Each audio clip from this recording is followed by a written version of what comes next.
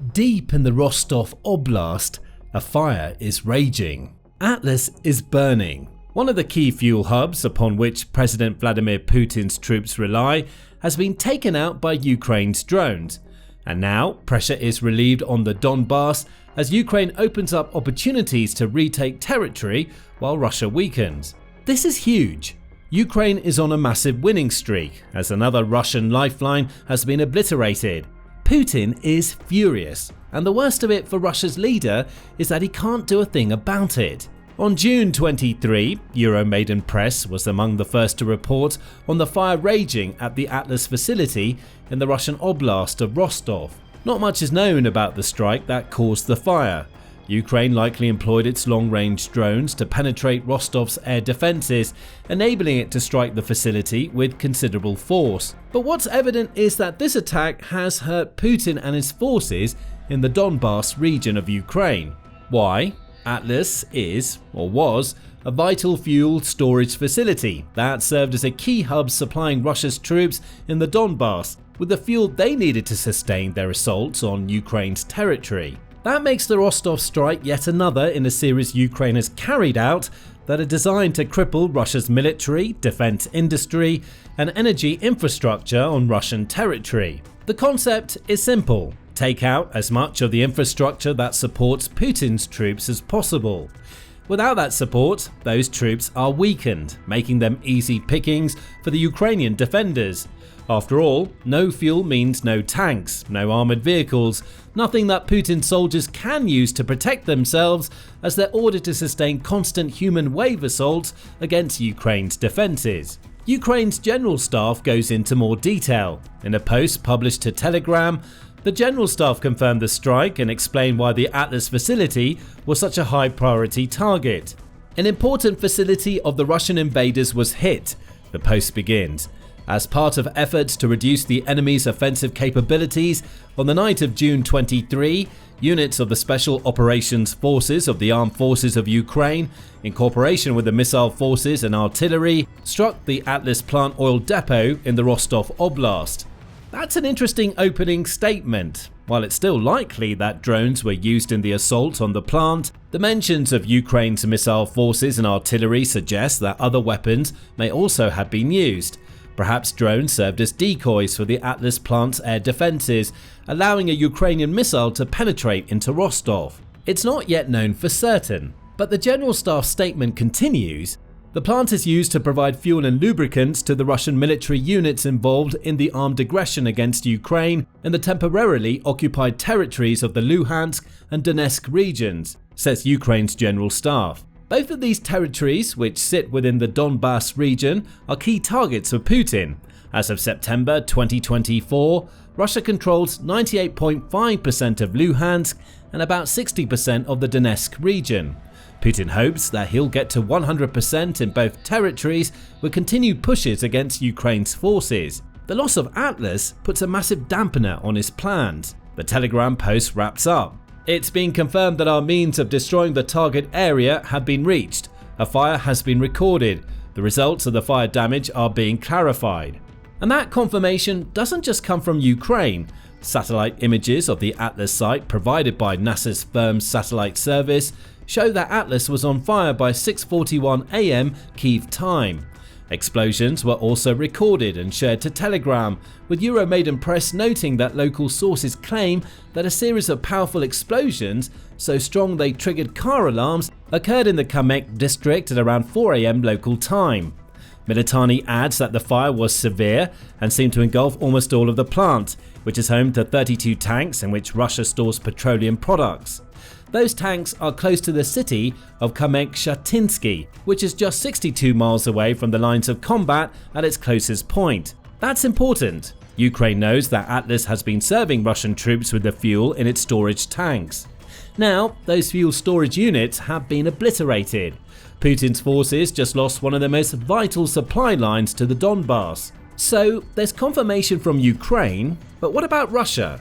How has it responded to this devastating attack against one of its most important fuel storage facilities? The answer shouldn't come as a surprise. In the wake of Ukraine's powerful assault, Rostov governor Yuri Slyusar took to Telegram to essentially claim that Russia successfully shot down all of the drones that Ukraine sent his region's way. An air attack is being repelled in the northern part of Rostov Oblast, Slyusar wrote. So far, UAVs have been destroyed in the Milorovsky, Kamensky, Tarasovsky, Bokovsky and Milyatinsky districts. As a result of the attack, a fire broke out at an industrial facility in the Kamensky district. Emergency ministry units have arrived at the scene. According to preliminary data, none of the enterprise's employees were injured. Information is being clarified. It's the usual denials coming out of Russia. Ukraine has clearly scored direct hits against the Atlas plant, hits that caused massive fires, as even Slyusar was forced to admit. But all Rostov's regional governor can do is toe the Kremlin line that always gets towed whenever Ukraine launches a successful attack. The drones were shot down. Any damage caused happened due to debris after Russia's glorious defense. That isn't the truth. Ukraine just hit Atlas hard, though Slyusar says that the fires had been extinguished by 7:50 AM local time. How true that is, given that NASA's satellite images still show abnormal temperatures recorded at the Atlas facility, remains to be seen. What's here is a successful Ukrainian strike conducted with assistance from several arms of the country's military that has taken down one of Putin's vital lifelines into the Donbas region. And this strike has been a long time coming. After all, June 23 wasn't the first time that Ukraine targeted the Atlas plant. Ukraine has hit the plant before. That's according to the Kyiv Post, which points out that Ukraine also launched a drone attack against Atlas on August 28, 2024. That strike, which used drones built by Ukraine's military intelligence unit, scored hits on the oil depot and caused storage tanks to be engulfed in flames. Those drones were also acknowledged by Rostov's regional governor at the time, who made the same claim Russia always makes. Ukraine's drones were shot down by Russia's air defenses. Ukraine also hit Atlas in November 2024, again launching a massive swarm of drones that struck their targets and caused fires to rage. That time, Russia's Ministry of Defense claimed to have shot down 47 drones on the night of the attack, including 29 in the Rostov region. Russia confirmed no direct hits on the Atlas plant. It's amazing how many explosions and fires Ukraine's drone debris manages to cause. Atlas is clearly a key target for Ukraine, and it seems like the plant has finally been taken out. The question now is simple: why does Atlas matter? One of the reasons has been touched upon already. Ukraine's general staff already explained that Atlas is home to over 24 fuel storage tanks that are used to store petroleum products being used by Russia's forces in Ukraine's Donbas region. The Kyiv Post provides an even deeper explanation, noting that Atlas isn't a private enterprise. It's managed by the Federal Agency for State Reserves of Russia, making it part of the military-industrial complex Putin has created since he launched his Ukraine invasion. That management situation means that the Atlas strike is even worse for Putin than it seems. On the surface, Russia's leader has just lost up to 32 fuel storage tanks that were supplying his Donbas troops. But digging a little deeper, such a vital plant would have been protected by Russian air defenses. At least it should have been. Ukraine's successful strike has either exposed that those air defenses aren't as effective as Russia needs them to be, or more worryingly for Putin, may have exposed that Russia's air defenses are so stretched that they can no longer be relied upon to protect such an important facility. Air defenses have emerged as a key problem for Putin as his war against Ukraine goes deeper into its fourth year. According to Ukraine's Ministry of Finance, Russia has lost 1,188 of its anti-aircraft units as of June 25. These losses are so massive that they've forced Putin to withdraw air defense units from various locations to provide protection elsewhere. For instance, when Russia's leader held his ego-driven Victory Day parade back in March, Euromaidan Press reported that he yanked over 280 missile systems from the front lines to protect himself. He wouldn't have to do that if Russia's air defense situation was as healthy as Putin would like to believe. Putin created gaps in his troops' air defenses to protect himself. Perhaps the Atlas attack is an example of Ukraine now exploiting those gaps. Russia's air defense woes are also affecting the countries it tries to influence in the Far East and Central Asia. Also in May, and around the time of Putin's Victory Day parade, United 24 media reported that Russia had installed dozens of fake S-300 and S-400 air defense units in the Far East regions that had previously been home to legitimate and working systems. United 24 says that the news came from Japanese open source intelligence, which suggested that Russia was using these decoy units to mask the fact that it was sending the real air defenses back west. Those air defense systems may now be in Ukraine or are used to guard key Russian positions on its own territory. The point here is simple. Atlas was a vital Russian military facility. It should have been well guarded with several air defense systems. Russia practically claims it is by stating that it shot down the Ukrainian drones that targeted Rostov on June 23. But the fires blazing at Atlas reveal the truth. Russia's air defenses are so stretched that they're incapable of guarding key facilities supplying troops in the Donbas region, even when those facilities are known to be within range of Ukraine's drones and missiles. How could things get any worse for Putin? Again, the answer is simple.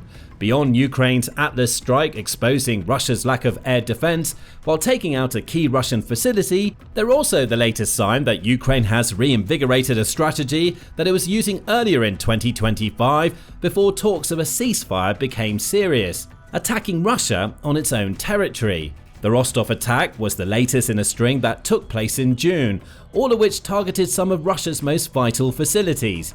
On June 6, for instance, Ukraine hit the Kristall oil depot located in Engels, which is in the Saratov Oblast.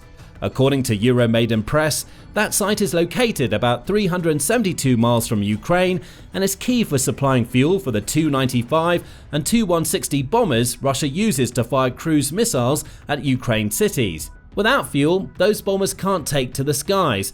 And after Ukraine launched its devastating Operation Spiderweb, Russia is quickly running out of bombers it could use for this purpose. Check out our video covering what Ukraine achieved during this devastating operation on Russian territory for more information. Now, coming back to Ukraine's June strikes, June 8 brought with it the news that Ukraine had hit the Azot chemical plant in the Tula Oblast. That plant was used to produce bitumen, which can be used for all sorts of military purposes, including the construction of roads and airfields. Again, there's a clear logic to Ukraine's attacks. Without bitumen, Russia can't build new airfields or repair those Ukraine has already hit with its devastating aerial strikes. Fast forward to June 11, and a series of explosions were also taking place in the town of Kotovsk, which is in Russia's Tambov region. According to the Kyiv Independent, Ukraine's target this time around was a gunpowder factory that made propellant and explosives required for Russian ammunition. This was another long-range strike, with Ukraine sending drones 217 miles beyond its own borders. The Kyiv Post claims that locals reported at least 10 explosions during this attack, though Tambov's regional governor would only confirm that there was a fire in the region and didn't mention the plant directly. The strike on Atlas isn't an isolated incident, it's part of a pattern. Ukraine is going back to hitting some of Russia's most vital supporting facilities.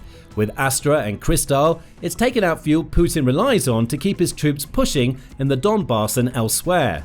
The Azot chemical plant being taken out means Russia doesn't have as steady a supply of bitumen. And with the attack in Kotovsk, Ukraine has taken out a key Russian ammunition plant at a time when Putin is also facing up to the fact that his former allies in Kazakhstan have betrayed him by limiting his access to vital materials needed to make gunpowder.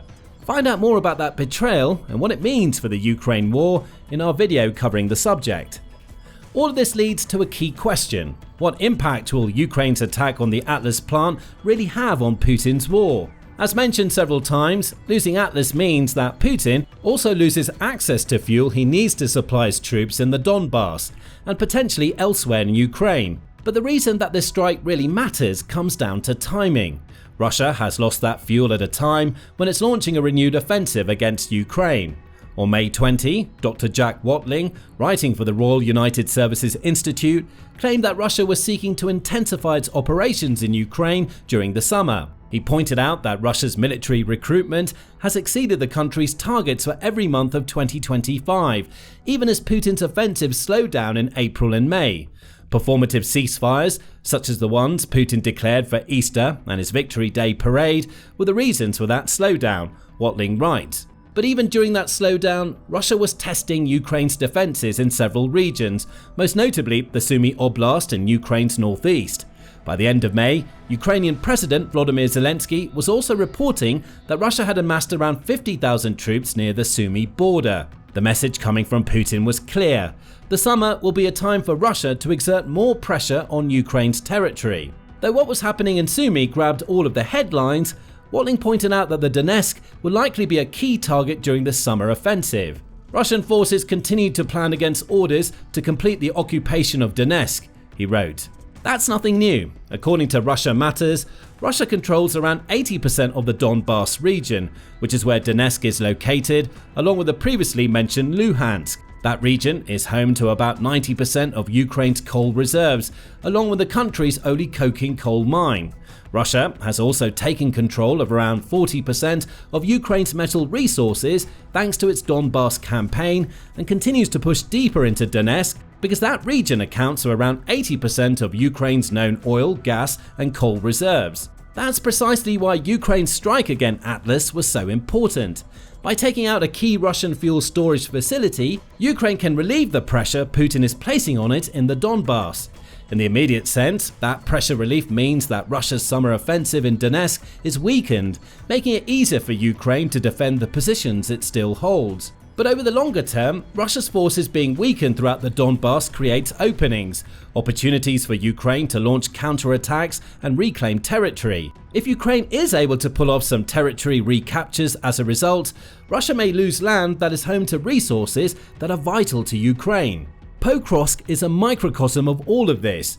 In addition to being a key logistical hub for Ukraine, Pokrovsk is home to the previously mentioned coking coal mine. Its fall would represent a big blow to Ukraine's budget, costing the country $5 billion in foreign exchange earnings and removing $360 million from its budget. Right now, Ukraine is holding Pokrovsk, but Putin wants it, and the summer offensive likely has the capture of Pokrovsk as a key objective. By hitting Atlas, Ukraine makes it less likely that Russia will take Pokrovsk, meaning Putin will have to burn through more of his soldiers at a time when Ukraine's Ministry of Finance is claiming that Russia's casualties in the Ukraine war now exceed 1 million. However, it's hard to ignore what Ukraine just pulled off in an offensive capacity in its strike against the Atlas plant. The plant is in the Rostov Oblast, which is vital to Putin's war machine. This was evident back in June 2023, when former Wagner Group leader Yevgeny Prigozhin targeted the city of Rostov-on-Don during a short-lived insurrection against Putin. Prigozhin even managed to take control of some of the city's key military sites, claimed The Guardian at the time, though those claims were never verified. Prigozhin is now dead, a victim of his ambition to overthrow Putin. But his actions in Rostov show why the Oblast is so vital. Rostov-on-Don is the largest city in southern Russia, with the Rostov Oblast being connected to the parts of eastern Ukraine, such as the Donbas, into which Putin wants to push. It's home to Russia's Southern Military District Command, which sends the 58th Combined Arms Army into Ukraine. It's also home to a command center that organizes joint Russian forces before they're sent across the border, meaning the region is as important from a troop logistics standpoint as it is for its fuel storage facilities. By hitting the Atlas plant, Ukraine has just sent a message to the Russian forces stationed in Rostov. They can be hit at any time. And if Ukraine decides to focus its efforts more intently on the Oblast, it may not just be fuel storage facilities that go up in flames. Russian troops and the command centers could be the next targets, allowing Ukraine to bring the war Putin started to his own territory. But it's not just strikes on Russia's territory that Putin has to worry about. Ukraine is also pushing to reclaim lost territory as Russia's summer offensive falters. Andriivka has already been liberated, and the nearby village of Yunakivka is next. Find out more in our video covering what Ukraine has planned, and remember to subscribe to the Military Show for more videos covering the latest developments in the Ukraine war.